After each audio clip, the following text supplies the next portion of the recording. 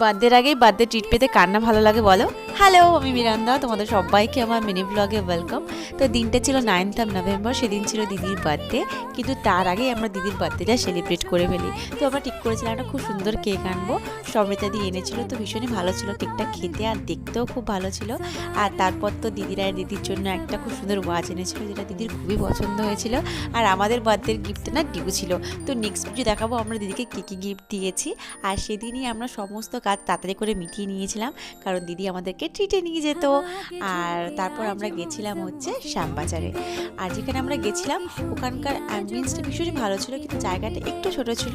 তো আমাদেরকে ওরা খুব সুন্দরভাবে ম্যানেজ করে দেয় একসাথে বসার জন্য। তো এসে তো আমরা অনেক ফটো ভিডিও তুলেছি।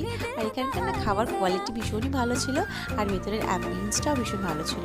তো চলো নেক্সট ভিডিও দেখাবো আমরা কী কী খেলাম, কী কী করলাম। আজ আসি, দেখা হচ্ছে অন্য